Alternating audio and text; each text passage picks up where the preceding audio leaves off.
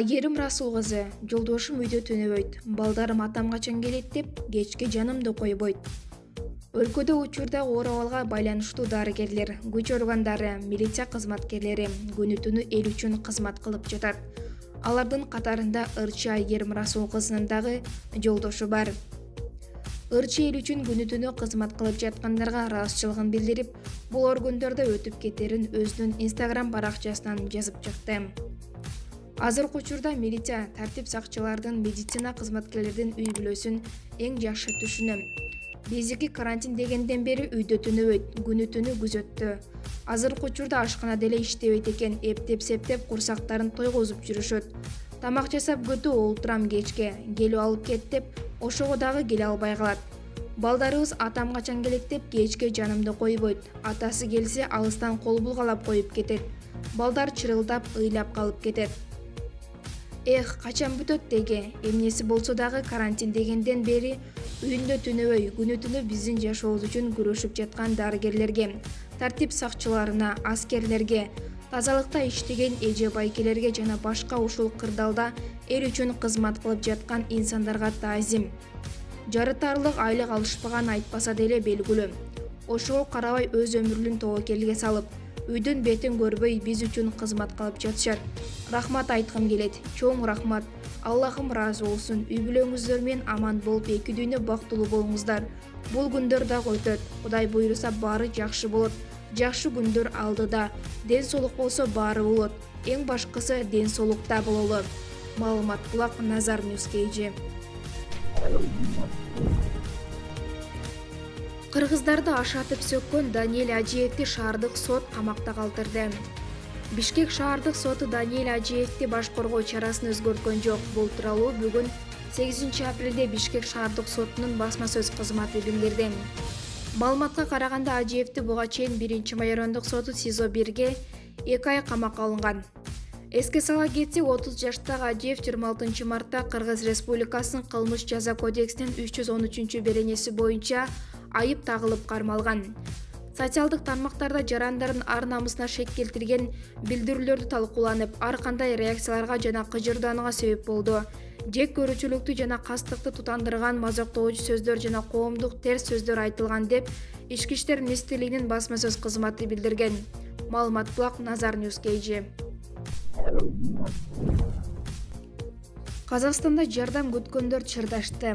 Казакстанда жөлөк пул алууга ашыккан жарандардын узун кезеги пайда болду. Маалымат Булак, Азаттык. Кыргызстанда коронавирус жуктурулган медицина кызматкерлеринин саны 8 апрелге карата дагы 13-кө көбөйдү. Бул тууралуу Саламаттык сактоо министри Сабиржан Абдикаримов билдирди. Жалпысынан бул илетке чалдыккан доктурлардын саны 32ге жетти. Өкмөттүн маалыматына караганда, учурда Кыргызстанда медицина кызматкерлеринин өзгөчө абалда иштөөсүн жөнгө салуучу мыйзам долбоору даярдалууда. Анда өзгөчө абал учурунда иштеген дарыгерлердин айлык акысы эгер ооруну жугузуп алса же ошол илдеттен каза тапса төлөнө турган жөлөк пулдун өлчөмү жазылат. Мыйзам долбоорунун парламенттару 3 окууда карап кабыл алып бермей болуп жатканы айтылууда. Маалымат Булак, Азаттык. Кыргызстандын белгилүү адамдары медициналык кызматкерлерге жардам көргөзүүнү чечишти. Бул тууралуу Азия Микс Квен командасынын капитаны Элдияр Кененсаров билдирди. Ошондой эле роликке UFC чемпиону Валентина Шевченко, город 312 тоонун солистикасы Светлана Назаренко, ЦСКА футбол клубунун оюнчусу Илзат Ахметов катышты. Алар кыргызстандык дарыгерлерди алгачкы керектелүүчү каражаттар менен камсыз кылат. Бул максатта 1 миллион сом акча чогулуп, ага медициналык каражаттар сатылып алынды. 8750 бет кап, 675 коргоочу кийим, 221 коргоочу көз айнек, 63 коргоочу экран жана 25 респиратор. Маалымат Булак, Элдик медиа. Обсервацияда бүгүнкү күндө 1097 адам жатат. Ал эми үй карантининде 439 адам жайгаштырылган. Алардын тизмеси күн сайын көзөмөлдөп туруу үчүн укук коргоо органдарына жана үй бүлөлүк дарыгерлерге берилди деп билдирет Саламаттык сактоо министри Сабиржан Абдикаримов. 8 апрелге карата Кыргызстанда коронавирус жуктургандардын саны 270ке жетти. Маалымат Булак, Элдик медиа.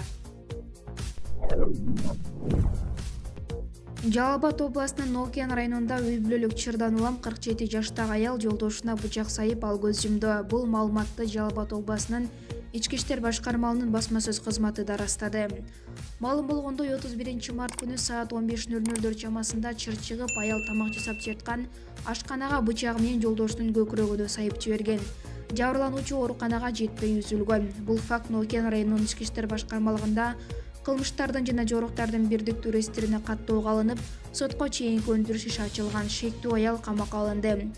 Жергиликтүү тургундардын айтымында жубайлардын 4 баласы бар. Анын экөө Россияда эмгектенип жүрүшсө, экөө өспүрүм учурда балдары туугандарынын көзөмөлүндө болуп жатат. Эртең 9 апрелде Кытай Казакстанга коронавируска каршы күрөшүүгө көмөк көрсөтүү үчүн медицина кызматкерлеринин тобун жөнөтөт. Бул тууралуу коронавирус 2020 Казакстан расмий сайтында жарыяланды. Кытайдык делегациянын курамында коронавирус инфекциясын алдын алууда жана бейтаптарды дарылоодо чоң тажрыйбага ээ болгон дарыгерлер бар. Бул демилгени 24 мартта Казакстандын президенти Касым-Жомарт Токаев Кытай Эл Республикасынын төрагасы Си Цзиньпин менен телефон аркылуу сүйлөшкөндө сунуштаган. Дипломатиялык каналдар аркылуу кытайлык эксперттерди Казакстанга жөнөтүү боюнча эки тараптуу сүйлөшүүлөр жүрүп жатат. 7 апрелде Казакстандын саламаттыкты сактоо боюнча вице-президенттин жетекчилиги алдында Кытайдын саламаттыкты сактоо комитетинин төрагасы жана кытайлык дарыгерлер менен онлайн маалымат жыйын өттү. Жыйында 13 эксперттен турган кытайлык делегацияны жөнөтүү маселеси талкууланды. Кытайлык дарыгерлер үчүн атайын борт уюштурулуп, Нур-Султан шаарына алынып келинет. Ошондой эле дарыгерлер менен бирге гуманитардык жардам жөнөтүлөт. Бишкекте иштеген таксист коронавирус жуктуруп, мындан улам үй бүлө мүчөлөрү дагы ооруга кабылган. Бул туурасында кала мэри Азиз Сурахматов маалымат жыйын учурунда билдирди. Анын айтымында Борбор калаада 25 адам COVID-19 жуктурганы тастыкталып, алар 60тан ашуун жакын тууганы, 204 кесиптеши, дос таанышы менен байланышта болгону аныкталган. Карантин эрежесин сактагандардын кесепети кандай болгону туурасында 1-2 мисал келтирип кетейин. Шаарда таксист болуп иштеген киши коронавирус жуктуруп алган. Ошону менен бирге эле ал жубайына, кызына, күйөө баласына жана 2 небересине жуктурганын өзү дагы билген эмес. Башка үй бүлөдө да бир адам 4 үй бүлө мүчөсүнө жуктурган. Мындай учурлар көп, деди Сурахматов. Мындан улам мэр сунушталган эрежелерди так сактоого чакырды.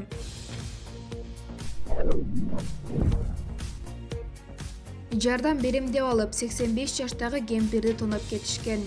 Бул тууралуу Казакстандын сайты жазып чыкты. Маалыматка караганда окуя Казакстандын Борбор каласы Нур-Султан шаарында болгон. Анда 85 жаштагы кемпир көчөдө азык-түлүк көтөрүп келе жатса, 44 жаштагы жаран жардам берип жүктөрдү көтөрүшүп алган. Ал буга чейин деле бир нече жолу жардам берип, тааныш адам болуп калган. Качан кемпир үйгө кирген дагы күч колдонуу алтын сөйкөнү жана сувенир бычакты алып кеткен. Учурда кылмышкер кармалып, сурак берилүүдө. 33 апрель. Каза болгондордун саны 24. Саламаттыкты сактоо министри. Бир аптада канча жолу жаңылды. Сабиржан Абдикаримов саламаттыкты сактоо министри болуп 1 апрелде дайындалган. Ал күн сайын өкмөт үйүндө онлайн маалымат жыйында коронавирус боюнча соңку маалыматты берет. Бир апта аралыгында эле жаңы министр бир канча жолу адашып, туура эмес маалымат берип жатканы коомдо сын пикир жаратууда. Ошол эле учурда республикалык штабта министрде дайыма жарандарды, фейк жалган маалыматтарды таратпоого чакырып келишет. Адегенде жаңы келген министр маалымат жыйын учурунда 33 апрель деп айтып алган. Министрдин бул сөзү социалдык тармактарда кызуу талкууланган. Айрымдар аны мыскылдаса, кээ бирлери жаңылбаган адам болбой турганын айтышкан. Бирок министр адашканын бул менен эле токтоткон жок. Ал ар бир маалымат жыйында сандарды айтууда адашып жатты. Кечээ күнү коронавирустан айыккандардын саны 33 деген маалымат берген. Бүгүн болсо бул маалыматты тактоо элетинде журналисттер кечээ 33 адам дарыланып жатты дегенсиз, жалпы саны канча деп суроо беришти. Ал бүгүнкү күнү 25 адам айыкканын айтып, 10 бейтаптын чыгуусу күтүлүп жатканын билдирди. Дегел айыккандардын санын министр соңку 2-3 күн бою адашып айтуу менен журналисттерди 10, 19, 23, 33 деп бир канча жолу кошо адаштырды.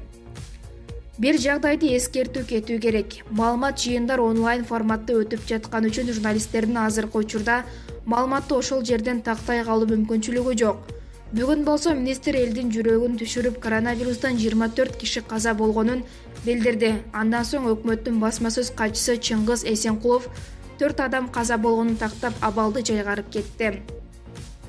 Сабиржан Абдикаримов жыйындын башында жалпы 270 адам коронавирус жуктура алды деп маалымат айтып, бир аздан кийин 170 киши деп билдирди.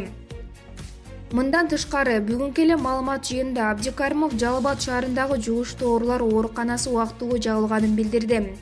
Бирок аталган оорукана эмес, Ош шаарындагы балдардын жугуштуу оорулар ооруканасы убактылуу жабылганы кийин такталды. Бул тууралуу билдирүүнү министрликтин басма сөз кызматынан министр адашып алыптыр деп таратышты.